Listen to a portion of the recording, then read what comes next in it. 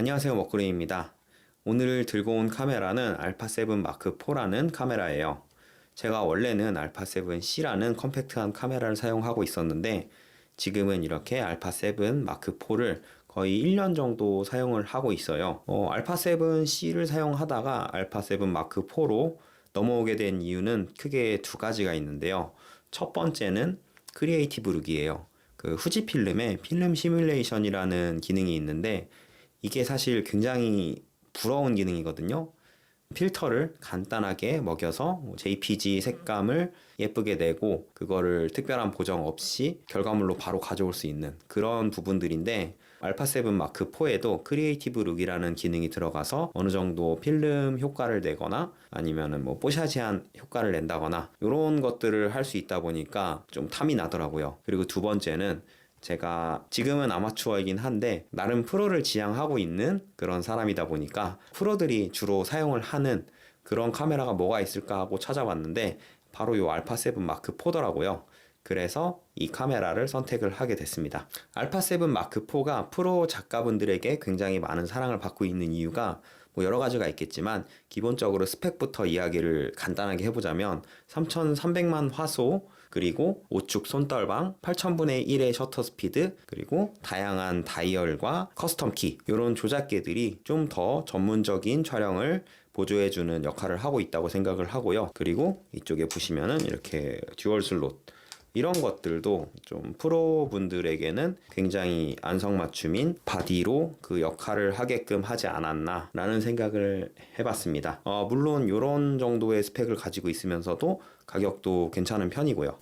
오늘 제가 다룰 주제는 크게 두 가지인데 알파7C에서 알파7 마크 4로 넘어오면서 느꼈던 점들 그리고 두 번째는 알파7 마크 4랑 알파7C2 사이에서 고민하는 분들에게 조금 선택에 도움이 될 만한 이야기들을 해보고자 합니다. 그럼 시작해 볼게요. 우선 알파7C에서 알파7 마크 4로 넘어오면서 좋았던 점들에 대해서 한번 이야기를 해보려고 하는데 첫 번째로 바디 밸런스가 굉장히 좋았어요. 원래는 제가 알파7C랑 신번들 렌즈 이렇게 좀 컴팩트하고 기본적인 조합으로 사용을 하다가 광각 렌즈에 꽂혀서 1635 사이즈 렌즈를 구매를 했었는데요. 근데 이게 렌즈 무게가 좀 앞쪽으로 치우친 그런 밸런스를 가지고 있더라고요. 근데 바디가 가볍다 보니까 좀 더 무겁게 느껴졌고요. 뭐 예를 들자면은 길다란 대걸레를 중간을 들고 이렇게 수평으로 쥐고 있을 때랑 끝부분을 쥐고 수평으로 들 때랑 무게 차이가 많이 느껴지잖아요.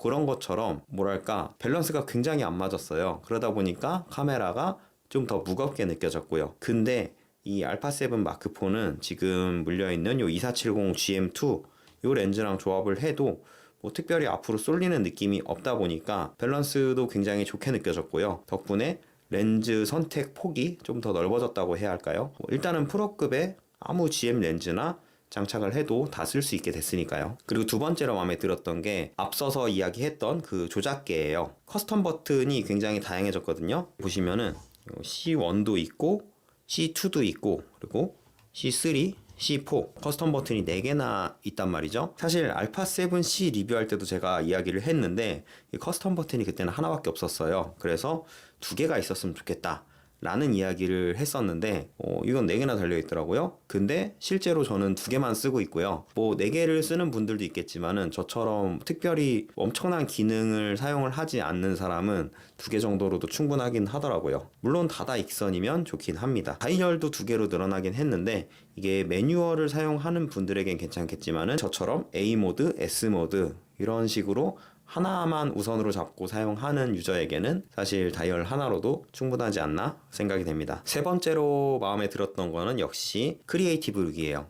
이게 가장 핵심이 되는 부분인데 크리에이티브 룩을 사용하면서부터 좀 더 촬영을 할 때 제 생각이나 표현하고자 하는 느낌을 많이 담아서 촬영을 할 수 있게 됐어요. 기본적으로 그냥 리뷰 촬영을 할 때는 스탠다드 모드로 촬영을 하고 인물을 찍을 때는 포트레이트나 아니면 SH 소프트 하이 키를 사용을 하고요. 이제 좀 찐득한 사진을 촬영하고 싶으면 FL 그리고 감성 사진 이런 걸 남기고 싶을 때는 IN 그리고 음식 사진을 찍을 때는 VV가 또 괜찮더라고요. 이런 식으로 제가 원하는 느낌을 내고 싶을 때 하나의 크리에이티브 룩을 선택을 할 수도 있고 나중에 로우 파일을 불러와서 내가 원하는 크리에이티브 룩으로 교체도 할 수 있다 보니까 그런 부분들이 굉장히 마음에 들었습니다. 자, 그럼 다음 주제로 넘어가서 알파 7 마크 4와 알파 7C2 이 두 가지 중에서 고민을 많이 하시는 분들이 굉장히 많은 걸로 알고 있어요.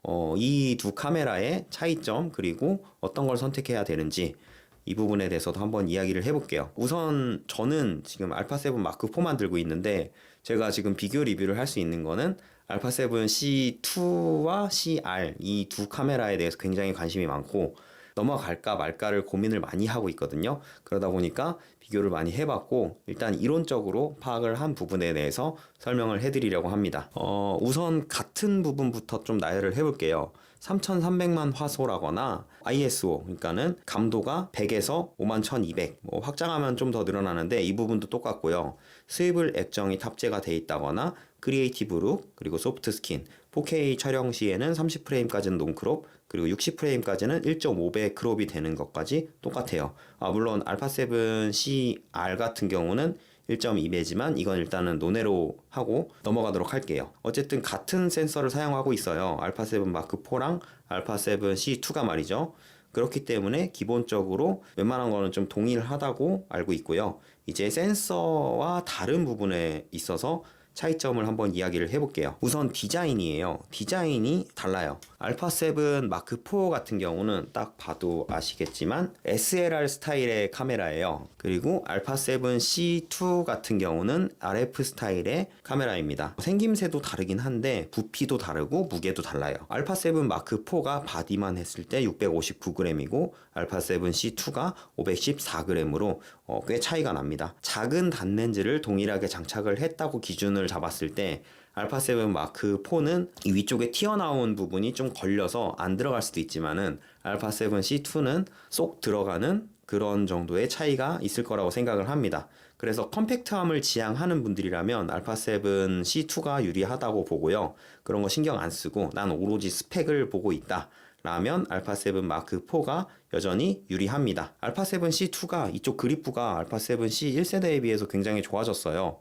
그래서 밸런스가 좀 좋아졌다고 해야 할까요? 근데 여전히 알파 7 마크 4가 좀 더 낫습니다. 사진 같은 경우는 차이가 확실히 있는데 알파 7 마크 4가 셔터 스피드가 8000분의 1까지 지원을 하고 알파 7 C2가 셔터 스피드가 4000분의 1까지만 지원을 합니다. 전자식을 사용한다면 8000분의 1까지 되지만 이럴 경우에는 젤로 현상이 발생을 하기 때문에 움직이는 물체를 촬영하기에는 좀 어려움이 있고요. 4000분의 1 셔터 스피드를 사용할 때는 1.2나 1.4대의 밝은 단렌즈를 사용하거나 외장 플래시 같은 것을 사용을 해서 촬영을 할 때 조명 동조가 잘 되지 않는 그런 문제가 있는 걸로 알고 있어요. 그래서 그냥 무난하게 그런 걱정 없이 사용하기에는 알파 7 마크 4가 훨씬 낫고요.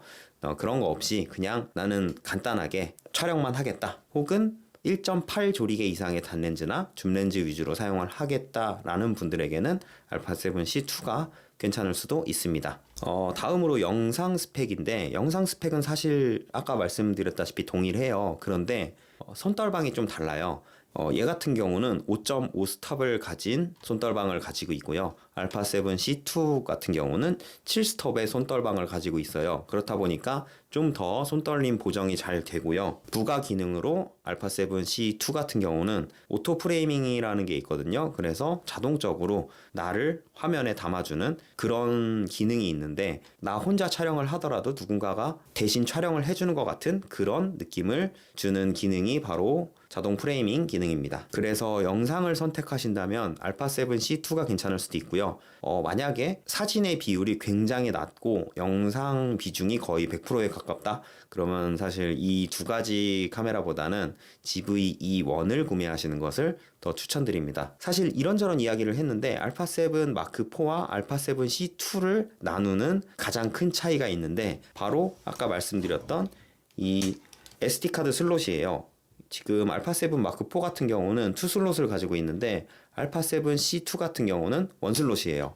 이 1슬롯과 2슬롯이 사실 아마추어 입장에서는 크게 차이가 없거든요. 느껴지는 게 별로 없을 거예요. 그런데 프로 사진 작가분들 입장에서는 굉장히 중요합니다. 만약에 촬영본이 날아갈 경우에는 취미 촬영을 하시는 분들이라면 그냥 뭐 아쉽다 정도로 끝나겠지만, 클라이언트를 대상으로 하고 있는 프로 작가분들이라면 상황에 따라서는 굉장히 난감할 수 있어요. 예를 들어서 웨딩 본식 스냅이라거나 그런 촬영 같은 경우는 한번 에러 나면 끝이잖아요. 재촬영을 할 수도 없고 정말 엄청나게 큰일 나는 상황이다 보니까 알파7C2처럼 원슬롯을 가진 카메라로는 그런 상업 촬영은 사실상 쉽지 않고요. 듀얼 SD 카드 슬롯을 가지고 있는 알파7 마크4가 두 개의 SD카드에 백업을 해놓을 수 있다 보니까 훨씬 더 안정성에 있어서는 좋다고 생각을 합니다. 그리고 그 AF가 얘는 그냥 괜찮은 AF고 알파7C2에는 뭐 AI, AF 이런 게 들어가긴 했거든요. 근데 어차피 알파7C 1세대부터 눈검출 관련해서는 획기적으로 좋아지기도 했고 이미 충분히 좋아요. 그렇다 보니까 이걸 놓고 카메라를 선택하는 그럴 필요성은 저는 없다고 생각을 합니다. 둘 다 괜찮거든요. 자, 영상 마무리를 해보려고 합니다. 결국 쭉 말씀드린 내용을 종합하자면 알파7 마크4는 어디 하나 크게 부족함이 없는 그런 카메라예요. 그래서 많은 프로 작가분들의 사랑을 받는 카메라인 것 같기도 해요. 프로를 지향하거나 사진에 대해서 본격적으로 공부를 하고자 하는 분이라면 주저없이 알파7 마크4를 선택하시는 게 좋고요. 좀 더 가벼운 마음으로 입문해서 카메라에 대한, 즉 사진을 촬영하는 것에 대한 재미부터 느껴보고자 한다면 편의성이 더 좋고 가벼운 알파7C2를 선택하시는 것을 저는 추천을 드립니다. 저는 취향상 가벼운 카메라를 좀 더 좋아하다 보니까 아마 높은 확률로 이 알파7 마크4를 보내주고 알파7C2나 알파7CR 이 카메라로 기변을 할 것 같긴 합니다. 여러분들도 잘 고민하셔서 자신의 취향에 맞는 카메라를 구입하시기 바랍니다. 자, 그럼 오늘 영상은 여기까지 하도록 하겠습니다. 이번 영상이 도움이 되셨다면 좋아요만 한번 부탁드릴게요. 시청해주셔서 감사합니다.